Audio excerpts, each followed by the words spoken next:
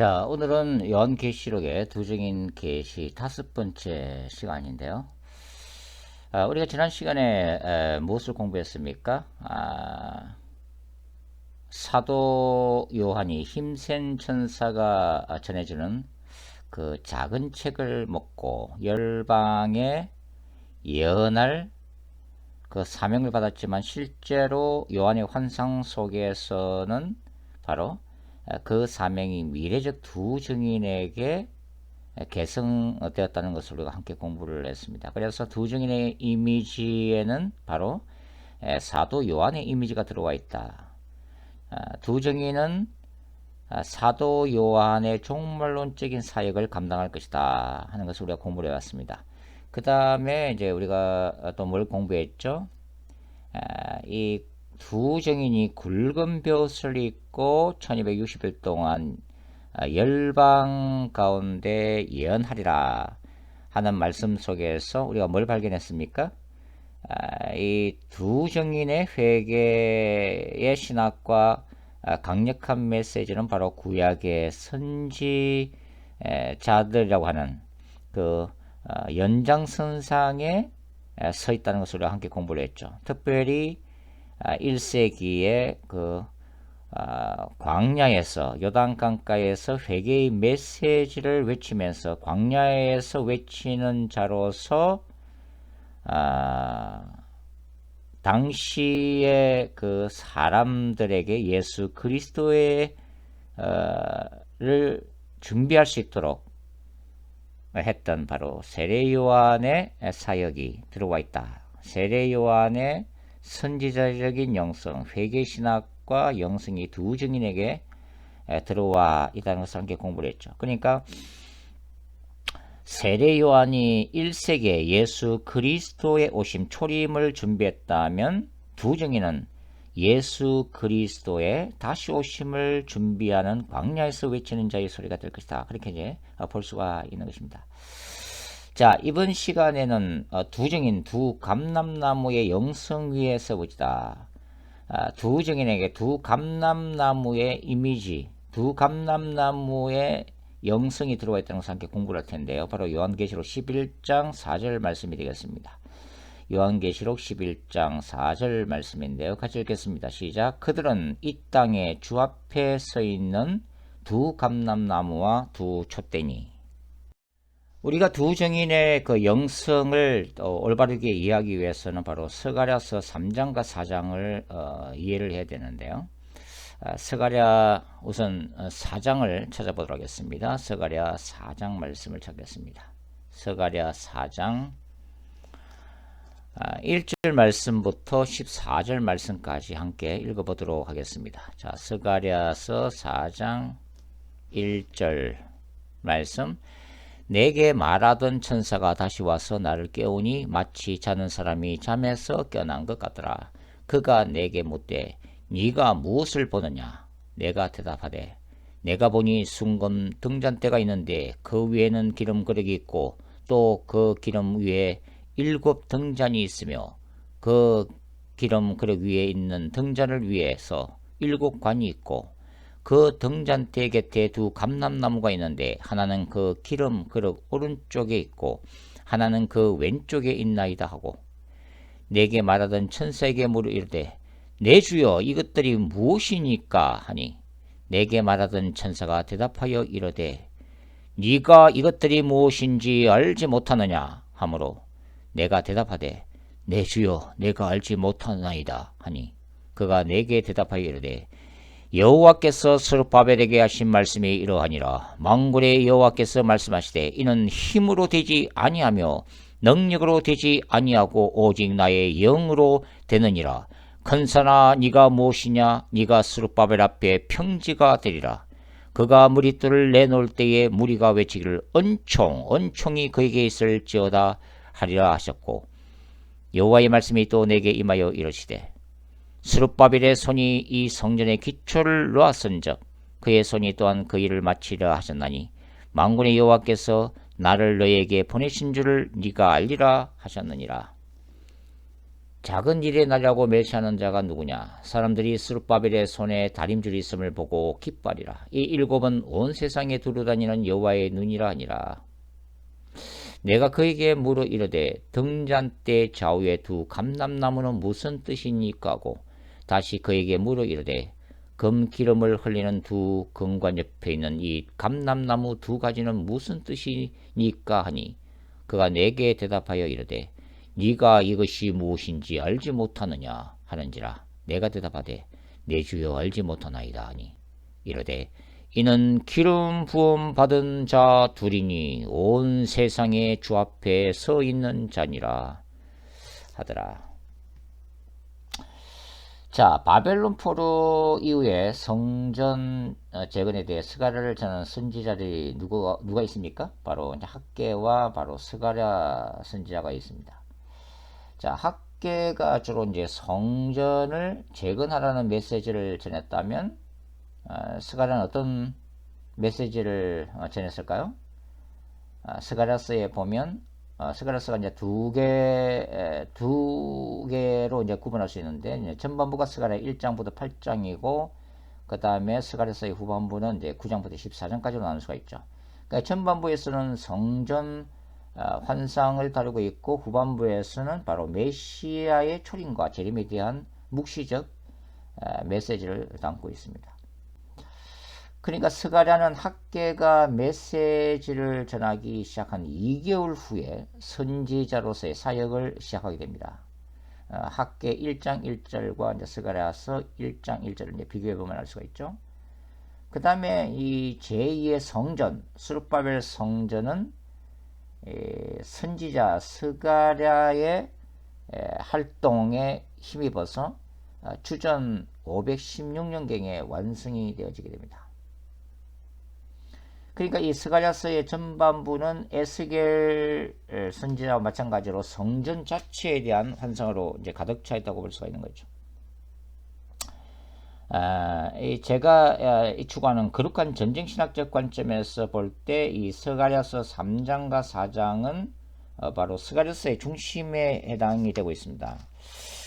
이 장들은 이 제2의 성전을 위해서 시험을 받은 두 사람, 그러니까 총독 스룹바벨과 대제사장 예수아에 관한 묵시적 본문들이죠.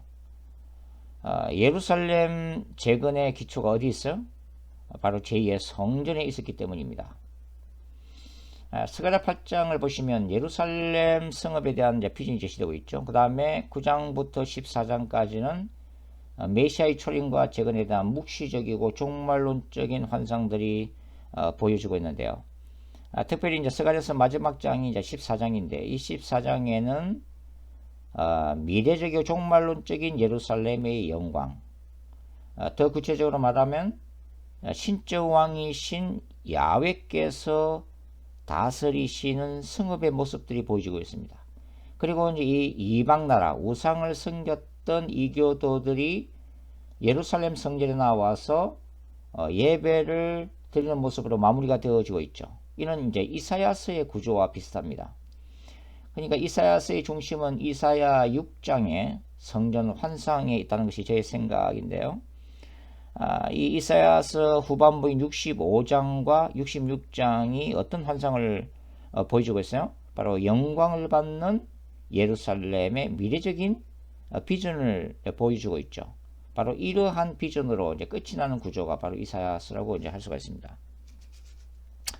자, 스가랴서의 환상을 보면은 중앙에는 뭐가 보이죠? 바로 금촛대 메노라가 놓여 있습니다. 그리고 그 좌우편에 두 감람나무가 서 있다는 것으로 볼 수가 있는데요. 자, 스가랴가 이것이 무엇인가 라고 묻습니다. 그래서 천사가 그것이 무엇인지에 대해서는 먼저 말하지 않고 그 대신에 뭘 먼저 얘기해요? 스룹바벨이 감당할 사역에 대해서 설명하고 있죠. 즉 성전의 기초를 놓는 이 총독 스룹바벨의 사역은 인간의 힘이나 능력으로 되지 않는다는 것입니다. 오직 성령의 능력으로만 된다는 거예요.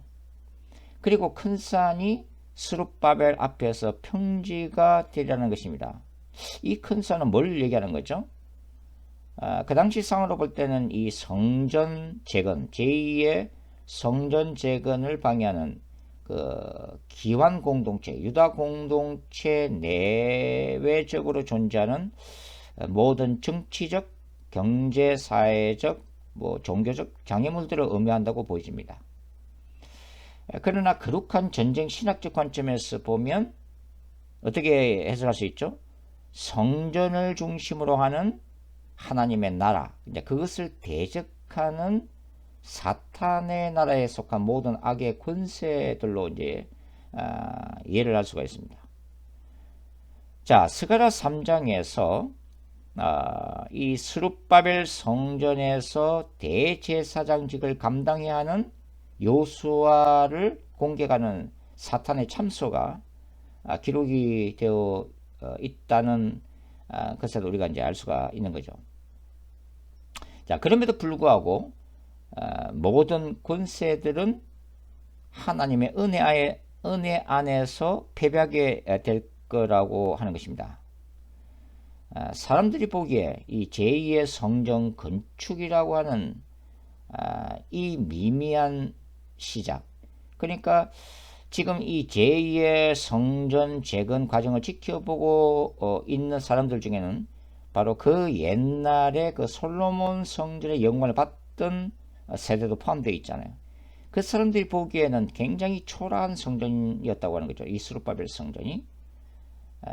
그러나 그럼에도 불구하고 비록 인간의 눈에 보기에는 보잘것없는 성전이라 할지라도, 이 미미한 시작이라 할지라도 기쁨이 될 거라고 하는 것입니다. 그 이유는 세상을 감찰하시는 야훼의 일곱 눈인 성령께서 일을 하시기 때문이죠.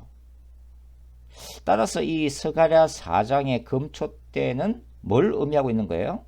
스가랴 당시 총독 스룹바벨과 대제사장 예수와에 의해서 주도되고 있고 재건되고 있었던 바로 스룹바벨 성전을 의미하고 있다고 하는 것을 우리가 알 수가 있습니다. 자, 스가랴는 다시 이제 이 두 감람나무에 대해서 질문을 던지고 있는데요. 더 구체적으로 이 금초대의 금기름을 제공하는 두 개의 금관 옆에 있는 두 감람나무 가지에 대해서 이제 질문을 하고 있습니다. 그리고 천사는 어떻게 대답하고 있어요? 이는 기름 부음을 받은 자 둘이니 온 세상, 온 땅에 주 앞에 서 있는 자니라 라고 이제 대답을 하고 있습니다. 자, 이 기름 부음을 받은 기름의 두 아들들은 이 스가랴 3장과 4장으로 볼 때 누구를 가리키고 있는 거예요? 바로 스룹바벨과 여호수아를 의미하고 있는 거죠. 이 스룹바벨과 여호수아가 기름 부음을 받은 바로 메시아직을 담당하고 있는, 그 당시에 보면은 바로 이 메시아직이죠. 그래서 이 스룹바벨과 여호수아는 바로 정치적 메시아와 종교적 메시아를 상징하고 있다는 것을 우리가 볼 수가 있는 거죠. 자, 이들이 하나님으로부터 뭘 부여받았어요? 바로 왕적 권세와 대제사장으로서의 종교적 권세를 부여받은 인물들이죠. 이러한 기름 부음을 받은 두 메시아로서의 스룹바벨과 여호수아는 누구를 예표하고 있는가요? 바로 예수 그리스도, 장차 오실 메시아에 대한 예표로 볼 수가 있다고 하는 것입니다. 바로 신적 왕이요 영적인 대제사장으로 오실 예수님을 보여주고 있다고 하는 거죠. 자, 사도 요한은 이 스가랴 3장과 4장에 등장하는 이 두 감람나무인 스룹바벨과 여호수아를 계시록 11장에서 미래적 종말론적인 두 정인에 대해서 이렇게 적용을 하고 있는 거죠. 그들은 이 땅에 주 앞에 서 있는 두 감람나무와 두 촛대라고 기록을 해놓고 있습니다. 특히 요한이 적용하고 있는 이 계시록 11장 4절에 그들은 이 땅에 주 앞에 서 있는 이란 구절은 이 스가랴 4장 14절을 연상케 하는 거죠.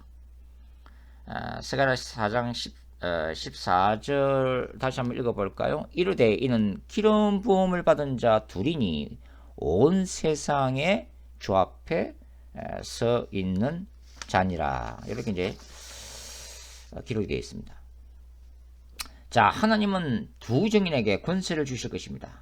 그 권세는 바로 총독 스룹바벨과 대제사장 여호수아에게 부여된 왕적이고 제사장적인 권세인 거죠. 따라서 계시록 21장 4절은 두 증인이 예수 그리스도의 재림을 준비하면서 마지막 시대의 영적 성전을 세우기 위한 종말론적인 선지자로 나타나게 될 거라고 하는 것입니다. 그러니까 이 스가랴 시대에 바벨론 포로 이후에 스룹바벨과 여호수아가 수행했던 그 사역을 묵시적으로 수행하게 될 거라고 하는 의미죠.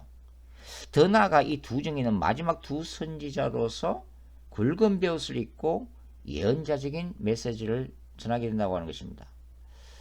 그러니까 두 증인은 우리가 앞으로 이제 장차 조금씩 공부를 해보겠지만 두 무저갱으로부터 올라오는 이 종말론적인 짐승, 즉 그리스도에서 순교적 죽임을 당하게 되고 이 짐승은 계시록 19장 20절에 나타난 것 같이 그리스도의 재림의 날에 준엄한 심판을 받게 될 거라고 하는 거예요. 그래서 이미 제가 말씀드렸지만 제가 요한계시록 11장을 해석하는 이런 해석학적인 관점은 이 요한계시록 해석의 이 권위자이면서 방대한 요한계시록 주석을 저술했던 그레고리 빌의 관점과는 다르다는 것을 말씀을 드리고 싶습니다. 그레고리 빌의 주석에서는 이러한 종말론적인 관점이 완전히 배제되어 있죠. 물론 그레고리 빌뿐만 아니라 대부분의 개혁주의 신학자들, 주석가들, 설교가들에게서는 바로 이러한 적그리스도 사상은 많이 배제가 되어 있습니다. 그리고 이제 두 정인을 지난 시간에 이미 말씀을 드렸지만은 뭐예요? 두 명의 어떤 인간이 아닌 추상적인 의미에서의 교회 공동체에 대한 상징의 의미로 이해하고 있다고 하는 거죠. 자, 계시록 11장 4절의 이제 구절을 우리가 조금 더 살펴보면 두 증인은 두 감람나무일 뿐만 아니라 뭐로 표현되어 있어요?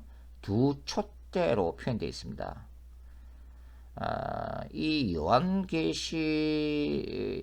이 두 감람나무와 두 촛대는 그 앞에 정관사 더가 붙어 있는데 이것은 이제 이 수신자들에게는 잘 알고 있었던 이 이미지라고 하는 거죠. 그러니까 수신자들인 이 요한계시록의 7교회 성도들은 이미 스가랴서의 내용도 잘 알고 있고 또 이미 전에 받은 요한계시록 1장의 내용도 이미 알고 있다고 하는 것입니다. 자, 이 두 촛대, 촛대라는 개념이 바로 요한계시록 1장 20절에 이미 기록되어 있잖아요. 그때 예수님이 친히 이 7촛대를 설명하시면서 7촛대가 뭘 상징한다고 말씀하셨어요? 바로 7교회를 상징하고 있다고 이미 말씀을 하셨잖아요. 그런데 여기서 이제 이 완전수인 7이 등장이 되는데, 그러니까 1세기 소아시아에 존재했던 모든 교회들을 대표하는 의미에서 7교회, 선발된 이 선정된 7교회를 말하기 위해서 이제 이 7이라는 숫자가 채택되죠. 그러나 이 완전수인 7은 1세기의 교회 공동체뿐만 아니라 오가는 모든 시대의 교회들을 상징하는 완전수라고 우리가 볼 수가 있습니다.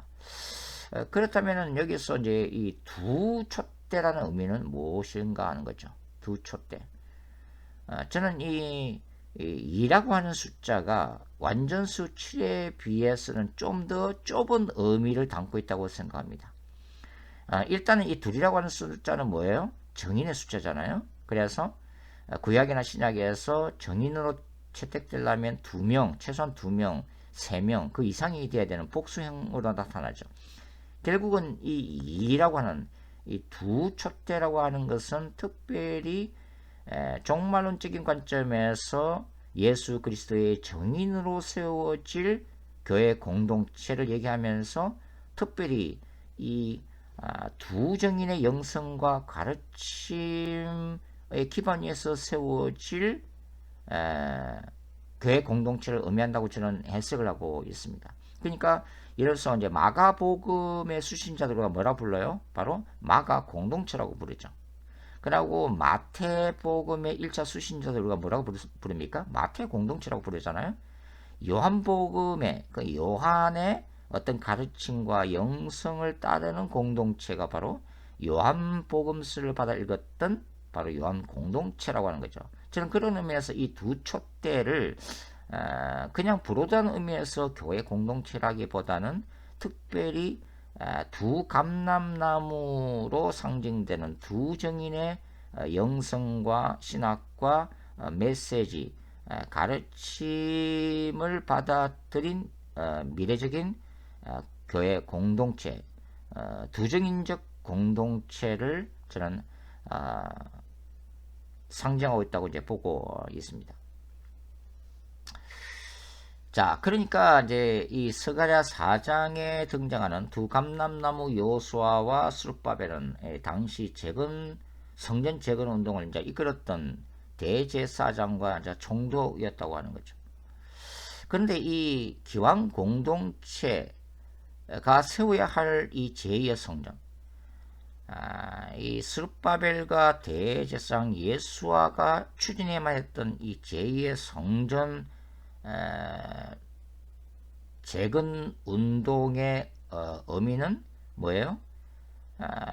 그들의 조상들이 죄악을 지었기 때문에, 죄를 범했기 때문에 우상 숭배를 하고 하나님의 말씀에 불순종했기 때문에 그 결과 하나님이 그분의 정말로 거룩한 전쟁을 선포하셨잖아요. 남유다에 선포하시고 그 결과로 바벨론을 하나님이 거룩한 전쟁의 도구로 사용하시면서 예루살렘이 멸망되게 됐죠. 그러니까 기왕 공동체는 왜 그들의 조상들이 하나님 앞에서 범죄했는가를 다시 한번 역사를 해고하고, 그리고 그 결과로서 예루살렘 성전이 무너지고 솔로몬 성전이 불타고 바벨론으로 포로로 끌려가야만 했다고 하는 그 역사적인 그 사건을 다시 회고하는 역사적인 차원에서 이 제2 성전 재건 운동에 동참해야만 했다고 하는 것입니다. 그러니까 총독 스룹바벨과 대제사장 예수아는 단순히 성전이 없어서 제2의 성전을 재건한다는 그런 단순한 그런 개념이 아니라 이 제2의 성전 재건을 통해서, 즉 눈에 보이는 물질적인 성전을 재건하면서 눈에 보이지 않는 성전을 기환한 이 유대 공동체 안에 다시 재건하기를 원했다고 하는 거죠. 그것은 하나님에 대한 야훼 신앙에 불을 붙이고 다시 하나님과의 관계에 있어서 새로워지기 위한 그런 종교 계획적 차원에서 제2성전을 재건해야만 했다고 하는 것입니다. 더군다나 이 기환한 이 공동체, 이 공동체는 아직도 죄악들을 계속해서 이제 범하고 있었잖아요. 이런 것들이 이제 말라기서나 스가랴서에도 이제 등장이 되어지고 있는데, 그래서 이 과거의 죄와 그리고 현재 짓고 있는 죄악들을 청산하는 그런 차원에서 제2의 성전 시대를 열어야만 했다고 하는 거죠. 그러니까 이러한 스가랴 시대의 제2의 성전 재건 운동을 일으켰던 이 두 감람나무의 사역을 계승할 종말론적인 두 선지자들인 두 정인의 우리가 미래적으로 종말론적인 사역을 우리가 예상할 수 있다고 하는 것입니다. 그것은 주 예수님의 재림을 준비해야 될 이 땅의 교회들을 영적으로 회복하는 사역이라고 하는 거죠. 재건하는 사역이라고 하는 것입니다. 그것은 바로 교회 공동체의 회복과 그 다음에 교회 공동체 안에서 일어나는 강력한 영적 부흥의 역사를 예고하고 있는 거죠. 그러나 그러한 것들은 인간의 힘과 능력이 아니죠. 이 스가랴서의 환상에서 나타나다시피 그것은 오직 성령의 능력에서 제2의 성전이 재건되었던 것처럼 종말론적인 교회 공동체의 회복이나 영적 붕의 역사는 인간의 힘과 능력이 아니라 궁극적으로 하나님의 능력, 성령의 강건적인 역사에 있다고 하는 거죠. 그러니까 두적인 사역 자체가 이러한 종말론적인 성령의 권능에 절대적으로 의존하고 있다는 것을 이제 보여주고 있는 거죠. 자, 이제는 요한계시록 11장 그 4절의 후반부의 의미를 조금 살펴보도록 하겠습니다. 바로 온 땅에 주 앞에 서 있는 자 할 때 이 온 세상에 주님 앞에 서다라고 하는 개념인데요. 이 서다라고 하는 것이 바로 하나님의 천상회에 대한 개념이죠. 이 고대 근동 문헌에도 바로 이 천상회의 개념이 등장이 되어지고 있는데요.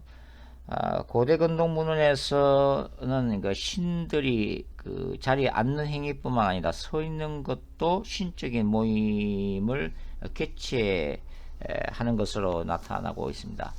이 성경 속에서 이 천상회의는 여호와의 해 또는 하나님의 보좌에 대한 것을 이제 묘사하고 있는 거죠. 바로 이 천상회에서는 신적인 존재들 또 신들 신들 구약성경에서 신들은 바로 천사들을 의미하는 건데요. 이 천사들이 하나님과 함께 앉아서 하늘과 땅의 일들에 관해서 결정을 내리는 그런 회의를 얘기를 하고 있는 거죠. 시편 89편 7절에 이렇게 기록이 되어 있습니다. 여호와여 주의 귀한 일을 하늘이 찬양할 것이요 주의 성실도 거룩한 자들의 모임 가운데서 찬양하리이다. 이때 거룩한 자들의 모임이란 것이 바로 천사들과 그 하나님의 바로 이 모임을 얘기하고 있는 거죠. 그러니까 이 천상회에서는 하나님이 주로 이제 왕의 모습으로 재판장의 모습으로 회의 중앙에 위치해 있고 그 다음에 참석자들인 천사들은 하나님의 주위에 둘러서 있는 모습으로 이제 묘사가 되어지고 있습니다. 창세기 1장 26절이 바로 이제 구약 성경 속에 나타나는 이 천상회에 대한 첫 언급이라고 할 수가 있죠. 하나님이 가라사대 우리의 형상을 따라 우리의 모양대로 우리가 사람을 만들고 모든 것을 다스리게 하자라고 하는 구절이죠. 그러니까 인간 창조를 위해서 특별 회의가 열린 거죠. 이 천상회의에 이 주관은 지금 누가 하고 있어요? 성삼위일체, 즉 성부와 성령과 성자 하나님 사이의 신적 모임으로 이렇게 우리가 볼 수가 있다고 하는 거죠.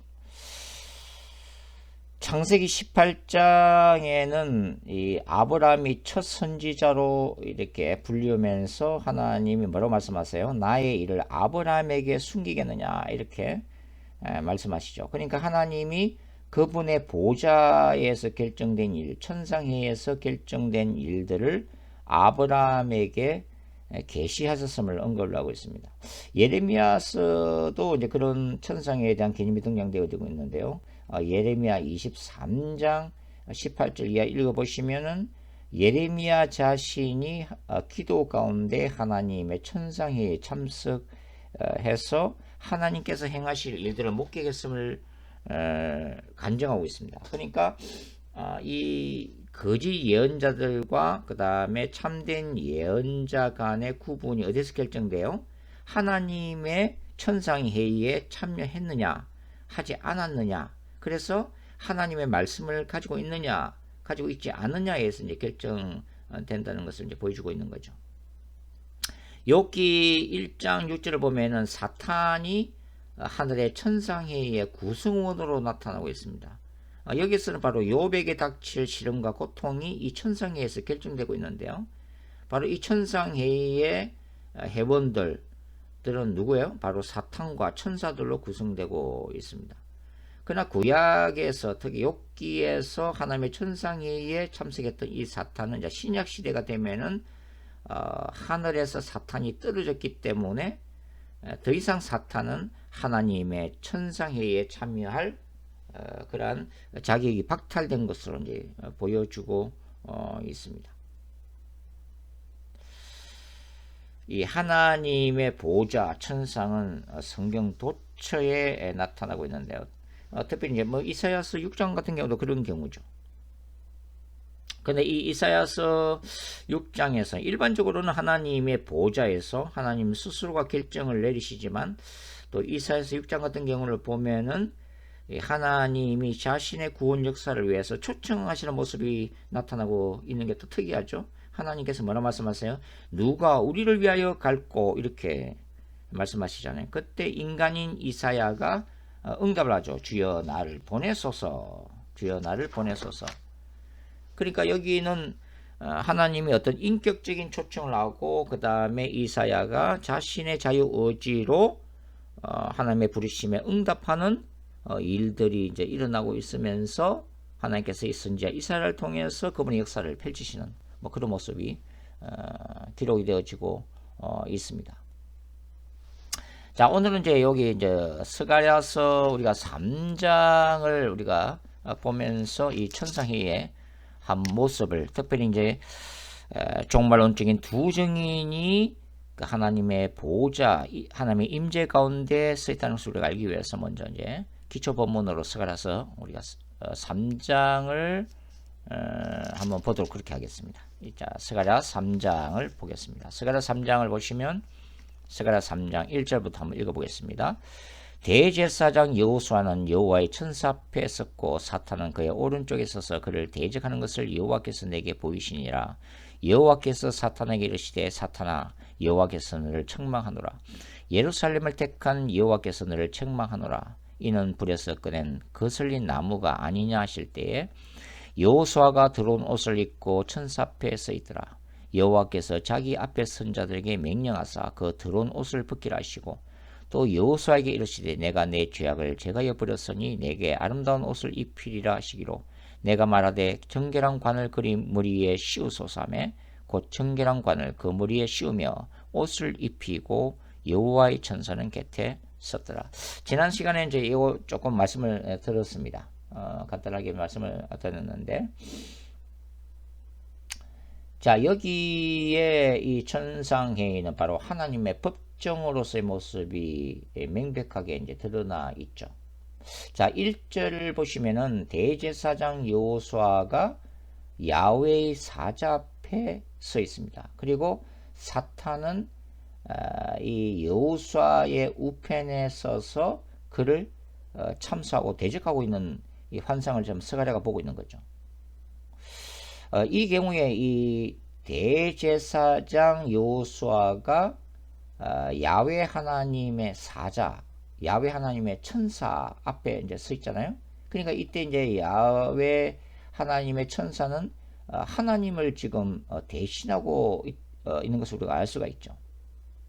그러니까 이 야훼 하나님의 천사 앞에 서 있다. 이 천사는 지금 심판관의 자격으로 이제 앉아 있는 거고, 그 다음에 대제사장 여호수아 그 앞에 서 있기 때문에 말 그대로 피고의 신분으로 지금 서 있다는 것을 우리가 알 수가 있습니다.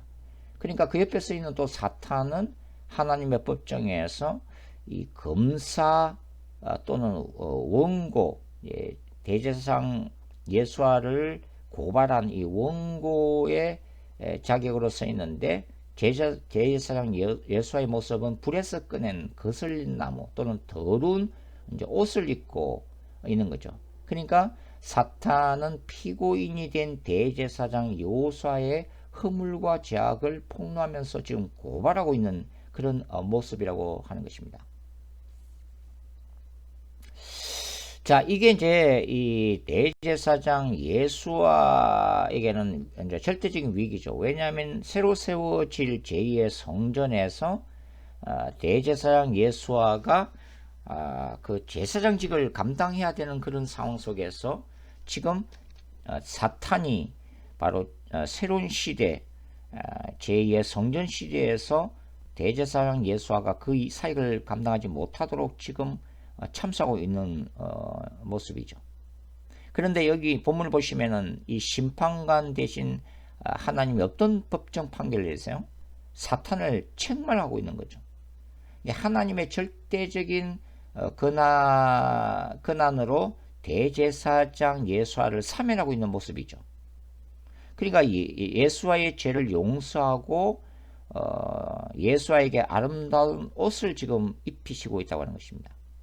근데 이제 재미있는 것은 뭐냐면 이 하나님의 천상회의에 선지자 스가랴가 참석을 하고 있고, 이 선지자 스가랴가 일종의 변호사 자격으로 이 하나님의 법정에서 대제사장 예수아를 위해서 하나님이 정한 관을 그 머리에 씌워줄 것을 요청하고 있습니다.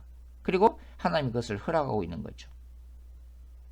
결과적으로 이제 하나님이 예수아에게 어떤 판결을 내리냐면은 이 대제사장 예수아가 하나님의 이 거룩한 이 율법과 도를 지키면 하나님의 집을 다스릴 수 있다고 하는 거죠.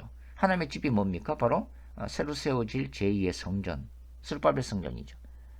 그리고 천상회의에 참여할 권세를 얻을 것임을 약속하고 있습니다. 그게 이제 이 스가랴 3장 7절이죠. 내가 너로 여기 쓰는 자들 중에 왕래케 하리라 하는 약속을 하고 있는 거죠. 그런데 이 대제사장 여호수아가 지금 누구를 예표하고 있다는 거예요? 장차 이 땅의 죄악을 단번에 제거할 영원한 대제사장이시며 메시아 대신 순이 오실 것임이 선포되고 있는 거죠. 스가랴서 3장 8절과 9절을 찾아서 한번 읽어보겠습니다. 스가랴서 3장 8절과 9절. 대제사장 여호수아야, 너와 내 앞에 앉은 내 동료들은 내 말을 들을 것이니라. 이들은 예표의 사람들이라. 내가 내 종 싹을 나게 하리라. 이 메시아 예언이죠. 9절. 만군의 여호와가 말하노라. 내가 너 여호수아 앞에 세운 돌을 보라. 한 돌에 7 눈이 있느니라. 내가 거기에 새길 것을 새기며 이 땅의 죄악을 하루에 제거하리라. 이 바로 돌이 누구예요? 반석으로 오실 예수 그리스도를 지금 예고하고 있는 것이죠. 그러니까 하나님의 보좌에 이 세워진 대제사장 예수아가 그의 죄를 사함받고 새 시대의 제사장직을 감당할 수 있는 은혜를 지금 입고 있는 거죠. 미래적인 두 정인도 바로 우리가 이미 이제 공부했습니다만은 요한계시 11장 3절에서 굵은 벼옷을 입고 새로 마지막 종말론적인 사역, 예수 그리스도의 재림을 준비할 이 사역을 위해서 바로 끊임없이 회개하면서 자신의 죄를 용서받아야만 했다고 하는 거, 지난 시간에 이제 공부를 했습니다. 뿐만 아니라 이 두 정의는 스가랴 선지자와 같이 하나님의 천상회의에 참석할 거라고 하는 거예요. 그것이 바로 이 땅의 주 앞에 섰는 자로서의 두 증인의 모습이라고 하는 것입니다.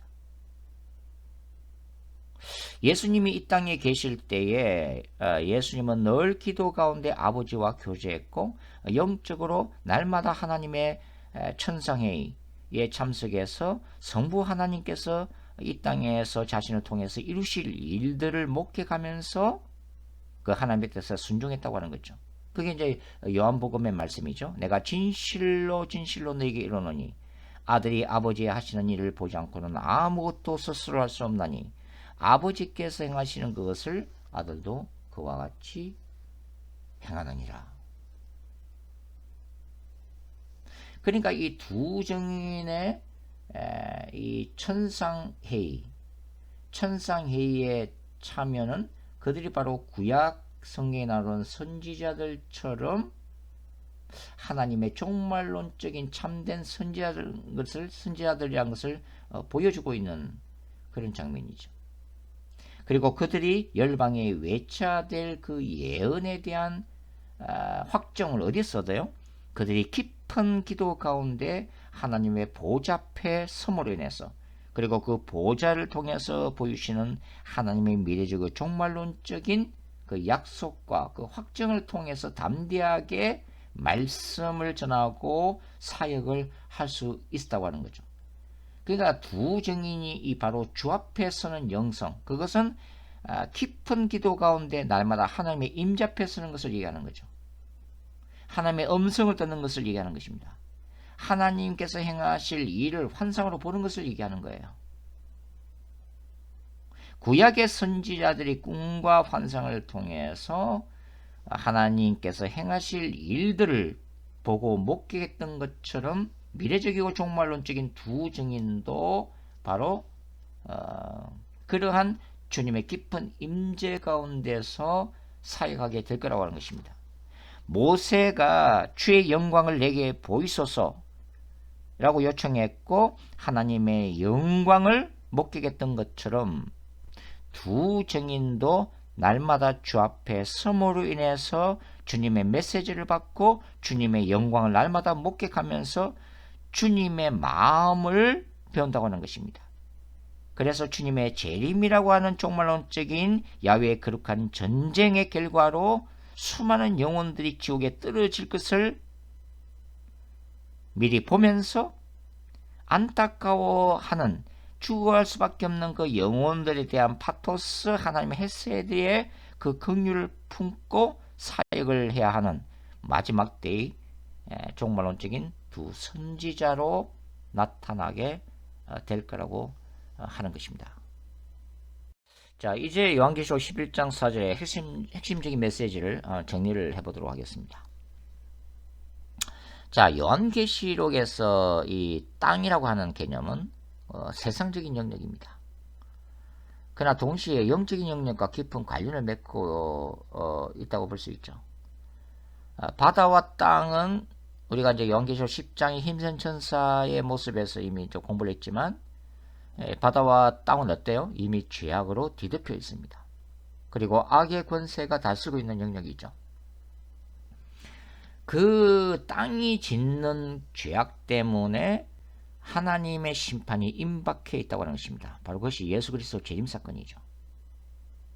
인간들은 타락해서 더 이상 회개하기를 거부하고 있습니다. 예수 그리스도의 복음을 받아들이지도 않습니다. 이는 종말론적으로 교회들이 직면해야 될 엄연한 현실이라고 하는 것입니다. 종교다원주의 현실 속에서 이미 기독교는 오직 예수만을 고집하는 배타적인 집단으로 비판을 받기 시작했다고 하는 것입니다. 전 세계적인 평화를 추구하는 종교 간의 대화 그룹이나 종교 통합을 지향하는 국제적 규모의 세속적 운동권으로부터 가장 위협받는 존재가 바로 교회 공동체라고 하는 것입니다. 특별히 피 묻은 예수 그리스도의 복음을 고집하는 바로 교회들이죠. 교회 안에서조차 순수한 복음, 피 묻은 십자가의 복음은 퇴색되기 시작했습니다. 그리고 강단은 세상적인 타입과 혼합주의 복음을 쏟아놓기 시작했습니다. 신학교 안에서조차 바로 종교다원주의를 앞서가는 신학으로 가르치기 시작했다고 하는 거예요. 수많은 신자들조차도 세상적인 성공과 번영의 마음을 빼앗기고 있습니다. 그리고 신앙적인 열정은 이제 싸늘해지고 있죠. 예수 그리스도께서 다시 오신다고 하는 이 예수님의 재림에 대한 사모함을 상실한 지 오래입니다. 따라서 예수 그리스도의 거룩한 신부로 자신을 준비한다는 것은 불가능한 상황에 이르렀다고 하는 것입니다. 자, 이러한 시대적 교회의 현실 속에서 종말론적인 교회 공동체, 두정인적 공동체, 마지막 기독교는 두 감람나무의 사역에로 부르심을 다시 받고 있다는 것을 우리가 기억해야 합니다. 그 옛날 바벨론 포로 생활로부터 들어온 대제사장 요수아와 총독 스룹바벨이 스룹바벨 성전 재건 운동을 주도했듯이 종말론적인 교회 공동체는 두 정의는 신자들의 내면 세계에서 이미 무너져 버린 마음속의 성전을 다시 재건토록 요구받고 있다고 하는 것입니다. 교회 밖의 불신자들을 향해서는 구원받을 예수 그리스도의 복음을 전해야 되고, 교회 안에서는 화석화되어 버린 수많은 명목상의 신자들에게 영적 부흥의 풀을 지펴야만 하는 거룩한 사명이 앞으로 일어날 것입니다. 이러한 거룩한 사명을 감당하기 위해서는 신자들에게 뭐가 요구되겠어요? 이 땅에 주 앞에 서야만 하는 선지자적인 영성이 필요하다는 것입니다. 이러한 영성이 어떤 영성이에요? 깊은 기도 가운데 천상회의에 참여하여 끊임없이 주님의 뜻을 확인하는 것입니다. 그분의 뜻을 아는 것이죠. 그분이 이 땅에서 행하실 일들을 직접 보면서 교회 안에서조차 사라져버린 하나님의 놀라운 영광을 회복시키는 종말론적인 사명이라고 하는 것입니다. 이러한 거룩한 사역이 어떻게 회복될 수 있어요?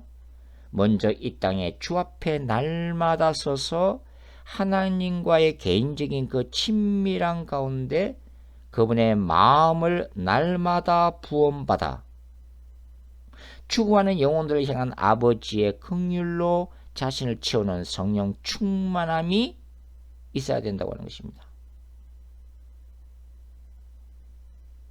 여기에 이제 우리가 이제 굉장히 갈급함이 있다고 하는 거죠. 주님의 보좌 앞에 날마다 서게 하소서. 주님의 임재를 갈망하는 그 갈망을 회복시켜 주시옵소서.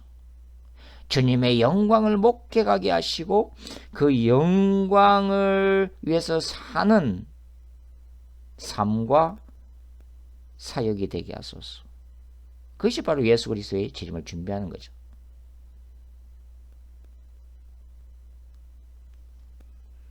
그래서 이 두 정인이 감당해야 될 종말론적인 총독 스룹바벨과 예수와의 사역은 교회를 다시 일으켜 세우고 교회를 다시 회복시키고 교회 안에 다시 강력한 영적 부흥의 역사가 일어나기를 사모하면서 그 사역을 감당하는 종말론적인 사역이다. 그렇게 말씀을 드릴 수가 있겠습니다. 자, 오늘은 여기까지 하겠습니다. 다음 시간에 계속해서 두정인 계시를 계속 공부하도록 하겠습니다. 수고하셨습니다.